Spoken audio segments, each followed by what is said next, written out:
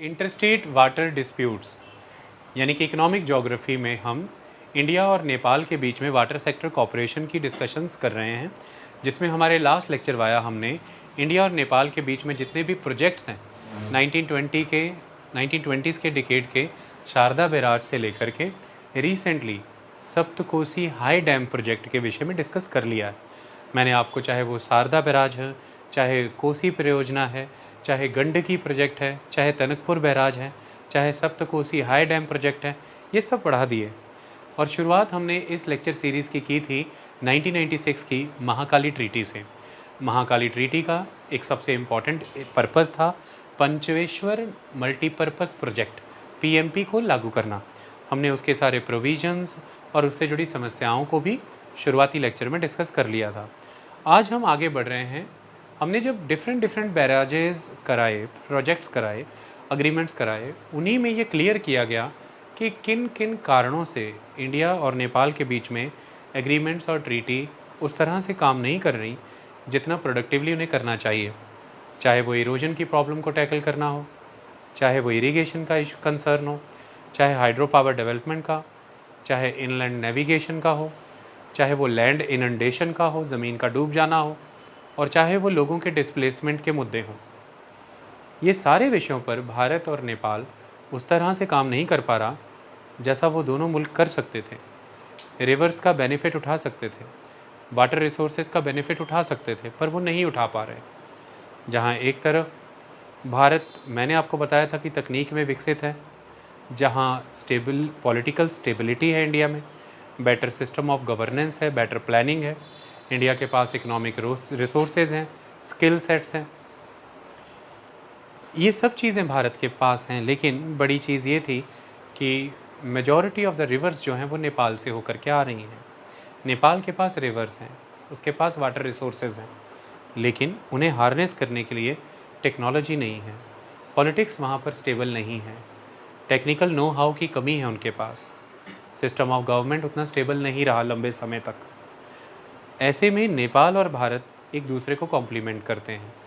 अगर वो in water resources को ऑप्टिमली अपने दोनों मुल्कों के लिए यूटिलाइज़ कर पाते, फर्टाइल सॉइल का सोर्स थी ये नदियाँ, हाइड्रो पावर का सोर्स थी ये नदियाँ, बेहतर इरिगेशन का सोर्स थी और अच्छी नेविगेशन का, ये समझौते दोनों मुल्कों को फ़ायदा देते। नेपाल को तो कहीं ज़्यादा फ़ायदा देते, क्योंकि नेपाल एक लैंड लॉक्ड कंट्री है। लैंड लॉक्ड कंट्री के नाते नेपाल के लिए ये बहुत ज़रूरी है कि उसकी जो नदियाँ भारत में गंगा नदी से मिलती हैं, और गंगा नदी आगे जब बंगाल के एरिया में हुगली के तौर पर बहते हुए हल्दिया डॉक्स से बे ऑफ बंगाल में एंटर होती है, जिसमें कि 1986 में भारत ने अपना नेशनल वाटरवे 1 डिक्लेयर किया है। There is a national waterway 1 that is Ganga Bhagirathi Hooghly waterway, जो कि हल्दिया डॉक्स से, यानी कि उस बंदरगाह से पानी के जहाज़, जो बड़े बड़े कार्गो शिप्स हैं, जो इंडियन ओशियन से होते हुए बे ऑफ बंगाल में होते हुए हल्दिया पोर्ट्स में एंटर होने के बाद नदी का रास्ता पकड़ के भारत में अंदरूनी इलाकों तक, उत्तर प्रदेश तक आ सकते हैं। It is a national waterway 1 of India. इसी गंगा नदी में आकर के मिलती हैं कोसी, इसी में आकर के मिलती है गंडक। कोसी और गंडक के माध्यम से इसी national waterway 1 that is Ganga Bhagirathi Hooghly waterway, इसका लाभ नेपाल ले सकता था। नेपाल हल्दिया डॉक्स को एक्सेस कर सकता था। नेपाल हल्दिया डॉक्स को ही नहीं, भारतीय नदियाँ बांग्लादेश के साथ भी साझी होती हैं, और ऐसे में नेपाल बांग्लादेश के बंदरगाहों का भी लाभ ले सकता था। इस तरह से नेपाल अपने लैंडलॉक्ड कैरेक्टर से निपट सकता था। नेपाल अपनी डिपेंडेंस रेल और रोड से घटा करके वाटरवेज़ की तरफ ला सकता था, यानी कि वहाँ की ओवर डिपेंडेंस को रिड्यूस कर सकता था। ये नेपाल के इकोनॉमिक इंटरेस्ट में बहुत डेवलपमेंट बेनिफिशियल रहता। लेकिन वही समस्याएं हैं कि मुल्कों के बीच में कॉपरेशन की कमी है, अंडरस्टैंडिंग की कमी है, ट्रस्ट की कमी है, जिसके कारण ट्रीटीज़, अग्रीमेंट्स सफलता से लागू नहीं किए जा पा रहे हैं। ये कॉपरेशन, ये अंडरस्टैंडिंग और ट्रस्ट की कमी किसी एक समय में नहीं विकसित हुई, लंबा समय है, बहुत सारे प्रोजेक्ट्स और अग्रीमेंट्स इसके पीछे रीज़न बने। नेपाल में एक ख़ास तरह का भारत को लेकर विरोध है, उनके लोगों में एप्रीहेंशंस है, वहाँ की राजनीतिक संगठनों में ये एप्रीहेंशंस हैं कि भारत और नेपाल के बीच में होने वाले कोई भी समझौते जिनका उद्देश्य तो ये बताया जाता है कि वो नेपाल और भारत दोनों को लाभ देंगे, लेकिन असल में सही मायने में वो प्रोजेक्ट और वो एग्रीमेंट भारत नेपाल के साथ इसलिए करता है क्योंकि नेपाल के हिस्से के लाभ भी भारत अपने लिए कमाना चाहता है, भारत अपने लिए बेनिफिट्स डेवलप करना चाहता है। ऐसी एप्रीहेंशंस नेपाल में लोगों को है इंडिया को लेकर के। इन एप्रीहेंशंस को वहाँ की पॉलिटिकल पार्टीज़ आइडेंटिफाई करती हैं और ऐसे में अपने राजनीतिक लाभ के लिए आम जनमानस का समर्थन लेते हैं। कई बार वर्गलाया भी जाता है, कई बार डिस्टॉर्टेड फैक्ट्स उनके सामने रखे जाते हैं, और कई बार सिचुएशन ऐसी हो भी जाती हैं कि ट्रीटी की शर्तों की क्लैरिटी प्रॉपर ना हो पाने की वजह से और भारत का पॉलिटिकली स्ट्रॉन्ग, इकोनॉमिकली स्ट्रॉन्ग होने के कारण कई बार एडवांटेजियस फॉर्म आ भी जाता है सामने और भारत ज़्यादा लाभ कमा भी जाता है। तो इन सारी चीज़ों के कारण एग्रीमेंट्स, प्रोजेक्ट्स अपनी एफिशिएंसी से काम नहीं कर पा रहे, अपने पोटेंशियल को सर्व नहीं कर पा रहे। और महाकाली ट्रीटी जो कि 1996 में कंक्लूड की गई थी, जो कि 1997 में रेटिफाई हुई और इम्प्लीमेंट एनफोर्स हो गई, वो तो आज दिन तक इम्प्लीमेंट तक नहीं की गई है। ये सारी चीज़ों को हम समझने का प्रयास करेंगे कि क्या इश्यूज़ हैं, एप्रीहेंशंस के क्या कारण हैं, lack of implementation of the project के क्या रीजंस हैं, कंट्रोवर्सीज किन विषय के आसपास हैं, हम ये सारा आप समझेंगे और ये कंक्लूड हो जाएगा। तो इंडिया और नेपाल के बीच में वाटर सेक्टर कॉपरेशन को लेकर के हम अपने अंतिम लेक्चर पर खड़े। Okay, so Indo Nepal water sector cooperation. Nepal has many rivers flowing from the Himalayas but is a landlocked country. Therefore, its access to ports and water connectivity is limited. उसका ports और water connectivity से जो access है वो बहुत ही limited है। नदियाँ बहुत है, बहुत सारी नदियाँ हैं जो नेपाल के हिमालय से गुजर रही हैं, लेकिन नेपाल एक लैंडलॉक्ड कंट्री है, इसलिए वो पोर्ट्स को और कई तरह के वाटर कनेक्टिविटी पॉइंट्स को एक्सेस कर नहीं पाता है। ये उसकी economic development, livelihood, investment opportunities के लिए नुकसानदायक है। नेपाल इसलिए सही ढंग से विकसित भी नहीं हो पाता। Water treaties are there for beneficial for Nepal and India both. Nepal के तो हित है ही हैं, उसको सिंचाई के लिए भी पानी मिल सकता है, उसको बिजली भी मिल सकती है। एक बहुत बड़ा लाभ उसको कि उसको नेविगेशन मिल सकता है, उसकी इकोनॉमिक डेवलपमेंट हो सकती है, बिजली बेच करके वो भारत से पैसा भी कमा सकता है। और भारत के लाभ ये हैं कि भारत को फर्टाइल सॉइल मिलती है, नेपाल से आने वाली नदियों से भारत का बहुत बड़ा वेस्टेड इंटरेस्ट है, भारत को पानी मिलता है इरिगेशन के लिए। इन नदियों के इर्द गिर्द ही मेजॉरली सेंचुरीज़ हैं, वाइल्ड लाइफ सेंचुरीज़, कई तरह के नेशनल कैरेक्टर के रिजर्व्स हैं, बायोडाइवर्सिटी हॉटस्पॉट्स हैं, और भारत की वचनबद्धता है एनवायरनमेंट की सुरक्षा को लेकर के, फिर कल्चरल हेरिटेज को प्रोटेक्ट करने को लेकर के, तो उसमें भी भारत और नेपाल के समझौते बड़ी भूमिका निभाते हैं। अगर भारत इन नदियों के इर्द गिर्द के इकोसिस्टम को प्रोटेक्ट करना भी चाहता है, तो इस तरह से भारत के भी लाभ हैं, नेपाल के भी लाभ हैं, लेकिन नेपाल के लाभ अधिक हैं अगर ये योजनाएं सही ढंग से लागू हों, ऐसा नेपाल मानता है, जो कि उसको लाभ मिले नहीं अब तक। So Nepal has many rivers flowing from the Himalayas but is a landlocked country. Therefore, its access to ports and water connectivity is limited. Water treaties are therefore beneficial for Nepal and India both.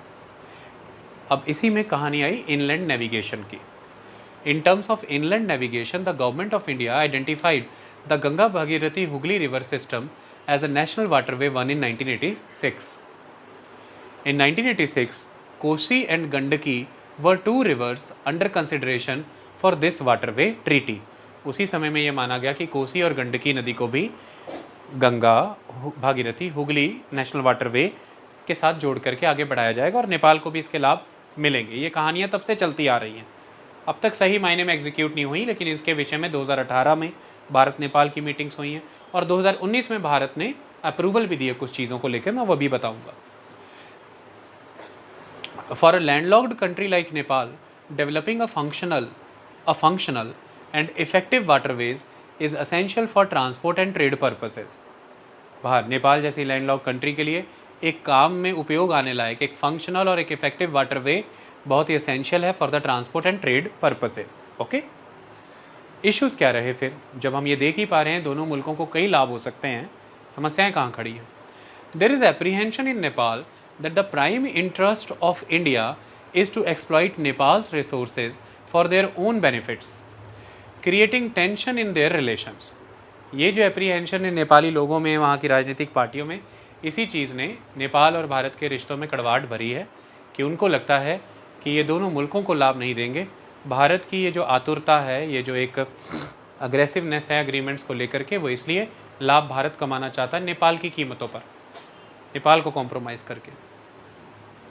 तो ये therefore an agreement was reached between both the countries that, तो फिर इसी कारण से ये हुआ कि जब 1996 की महाकाली ट्रीटी का समय आया तो नेपाली जनता की एप्रीहेंशंस ख़त्म हो जाएं, वहाँ की राजनीतिक पार्टियों की एप्रीहेंशंस भी ख़त्म हो जाएं, ट्रीटी इम्प्लीमेंट हो पाए दोनों मुल्कों में। उसके लिए फिर दोनों मुल्कों के बीच में एक समझौता हुआ कि जो भी ट्रीटी अब भारत और नेपाल करने जा रहा है, इसे नेपाल की पार्लियामेंट में 2/3 मेजॉरिटी से पास होना है।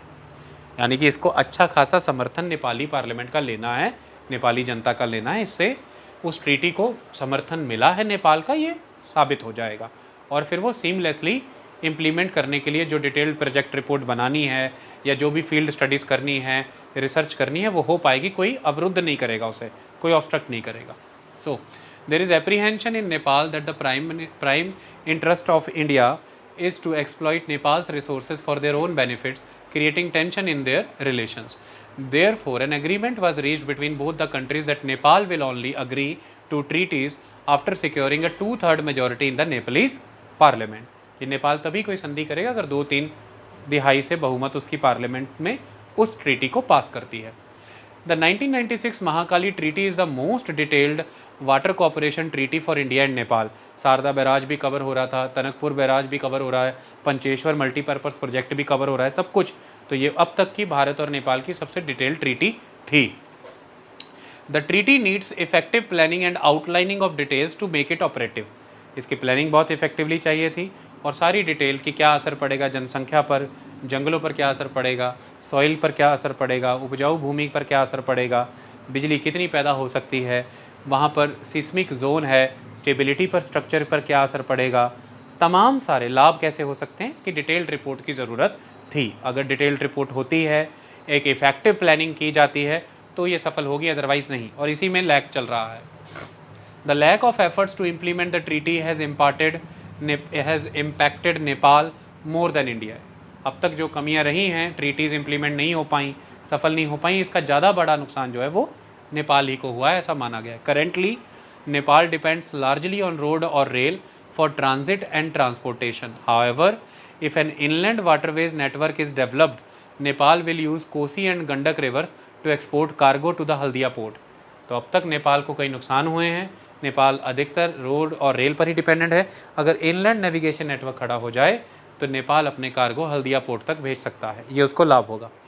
इसी कॉन्टेक्स्ट में एक मीटिंग हुई और अग्रीमेंट हुआ। In 2019 India agreed for Nepal to use Ganga, Gandak and Kosi to transport its cargo to Haldia port. कि नेपाल गंडक, कोसी और गंगा का इस्तेमाल करके अपने कार्गो हल्दिया भेज सकता है। यही नहीं, एडिशनली भारत ने ये बेनिफिट दिया कि उनके जो कार्गोज़ हैं वो ड्यूटी फ्री एक्सेस कर सकते हैं हल्दिया पोर्ट को, और उन कार्गो पे जो उनके प्रोडक्ट्स जाएंगे उन पर बहुत फ्लेक्सिबल टैरिफ लगेगा। Okay, so this agreement allows duty free access to Nepalese cargo and flexible tariffs for the goods being transported. Okay, इससे भारत नेपाल के रिश्ते मजबूत हों, ऐसा माना गया। चीन का प्रभाव कम हो, इसके प्रयास किए गए, और स्ट्रेटेजिकली भारत स्ट्रांग हो जाए हिमालयन रीजन में, यह माना गया कि नेपाल किसी और मुल्क की तरफ ना जाए। Such agreements are a step forward in the Nepal-India waterway agreements, but the lack of cooperation, understanding and trust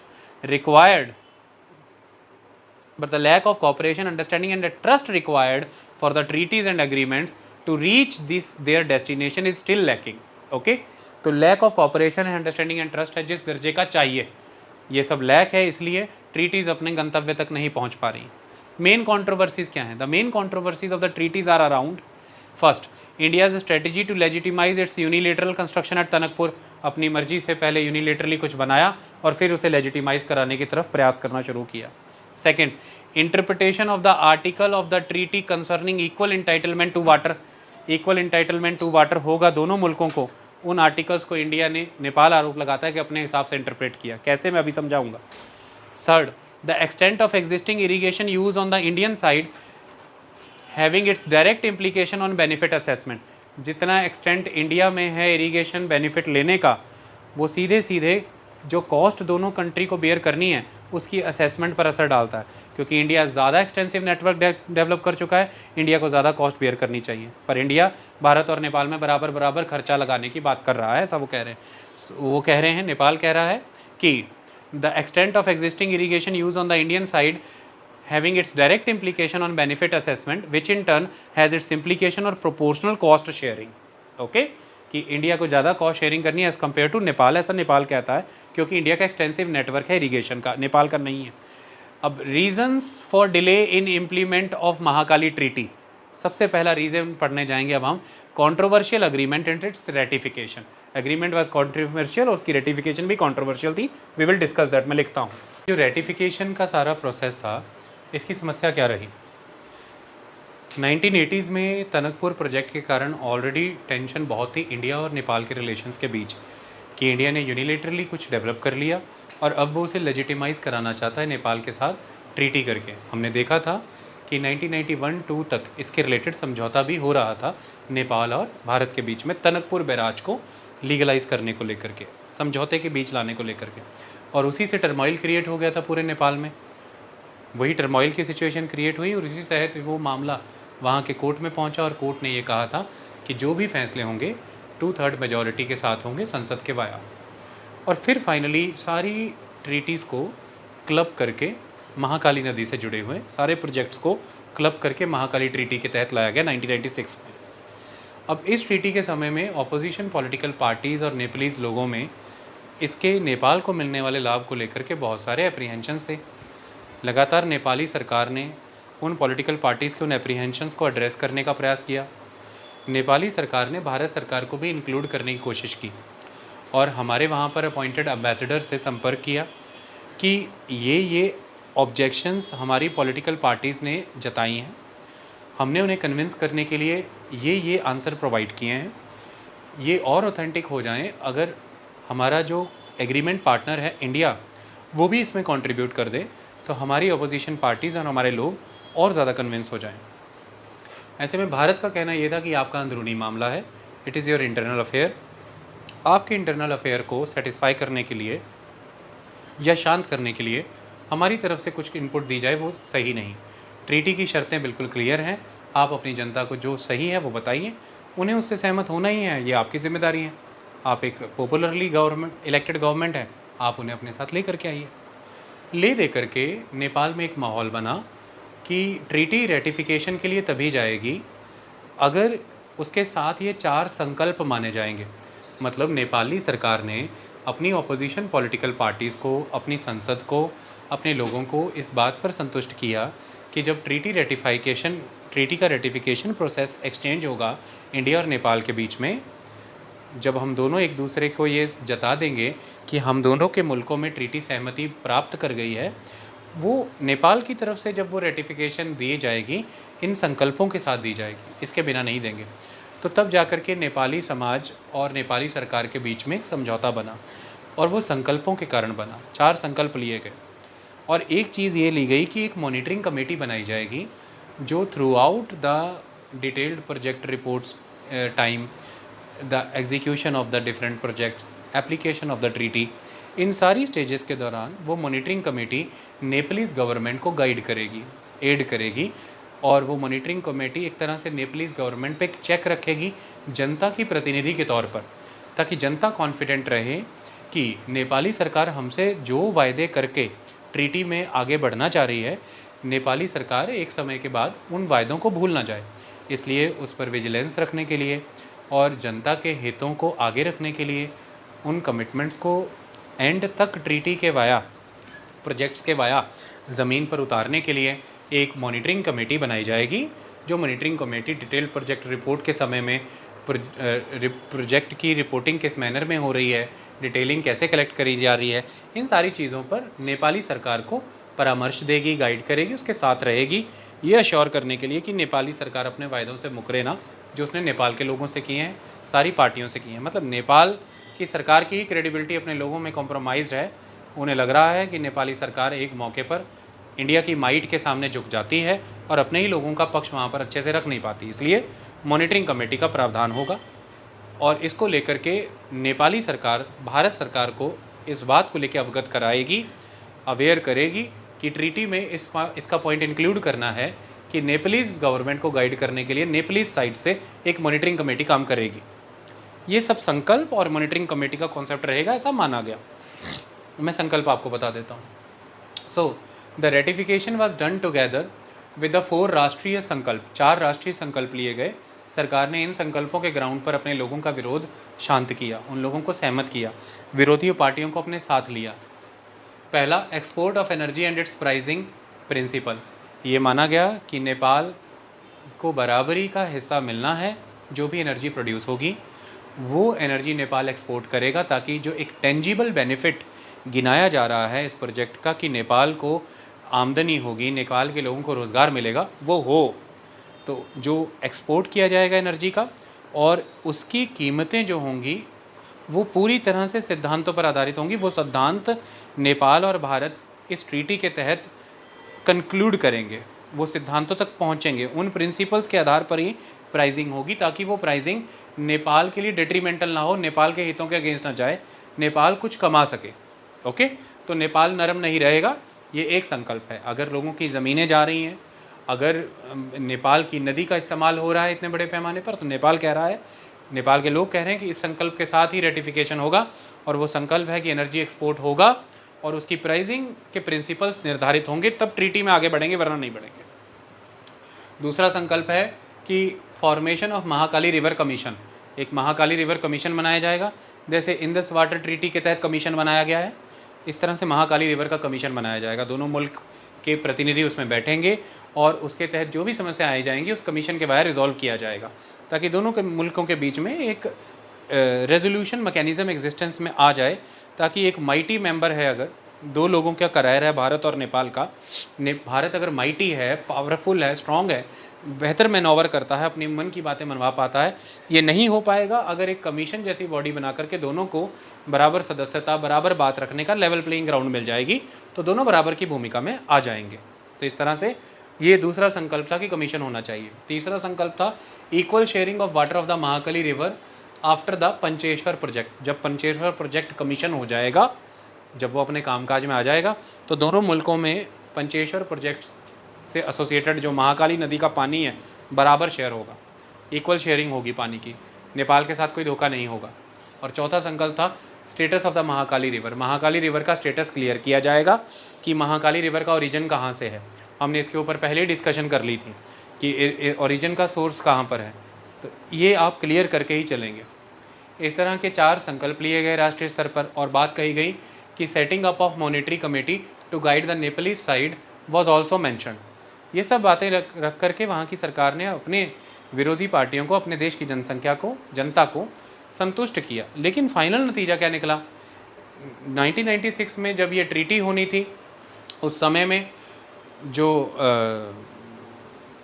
Bharat में जो उस समय के प्रधानमंत्री हुआ करते थे, मैं थोड़ा कंफ्यूज ना हो जाऊं, तब 1996 की बात है, देवे गौड़ा है शायद, या PV Narasimha Rao, I am confusing. लेकिन 1997 में जब इंस्ट्रूमेंट ऑफ रेटिफिकेशन एक्सचेंज करना था, तब इंद्र कुमार गुजराल नेपाल गए थे। तो तब, क्योंकि उस समय में बहुत जल्दी जल्दी सरकारें बदली, प्रधानमंत्री क्विकली आए हैं। ओके, 1997 में जब रेटिफिकेशन का इंस्ट्रूमेंट एक्सचेंज किया दोनों मुल्कों ने, तो उस समय पर फिर वो कहानी हो गई कि संकल्पों की बात की ही नहीं गई।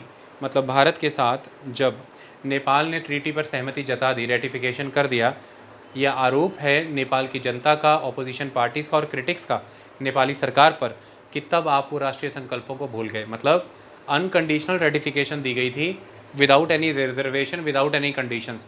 संकल्पों जैसी कोई बात वहाँ पर नहीं रखी गई, मॉनिटरिंग कमेटी जैसी कोई बात नहीं रखी गई, और एक अनकंडीशनल सी रेटिफिकेशन कर दी।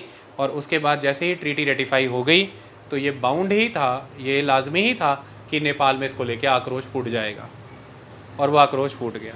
लोगों का आरोप लगा कि इवन ऑपोजिशन पॉलिटिकल पार्टीज़ भी उनके हितों को नहीं रख रही, वह सरकार के हाथों बिक गई। इस तरह से ऑपोजिशन की पॉलिटिकल पार्टियाँ भी टूट गई, उनमें भी बिखराव आ गया, स्प्लिट हो गया। और इस तरह से जो कम्युनिस्ट फ्रंट की पार्टीज़ थीं, वो लोगों के ज़्यादा क्लोज जा पाई, उसकी थोड़ी सी मजबूती बनी। और उसने कहा कि ले दे करके हर कोई, चाहे वो राजा है, चाहे वो ये सरकार है और चाहे अपोजिशन पॉलिटिकल पार्टीज़ हैं, ये नेपाल के हितों में नहीं है, ये इंडिया के वेस्टेड इंटरेस्ट के आगे झुके हुए हैं और उनके हितों में काम कर रहे हैं। तो इस तरह से नेपाली जनता को लगा हम फिर ठगे गए, हमारे साथ फिर धोखा हुआ है। हमें राष्ट्रीय संकल्पों के नाम पर मनाया गया था, पर ट्रीटी की रेटिफिकेशन के दौरान उनकी कोई जिक्र नहीं, ऐसी कोई कंडीशन भारत के सामने नहीं रखी गई, ऐसे कोई विचार हमारे नहीं रखे गए और एक अनकंडीशनल रेटिफिकेशन कर दी गई है।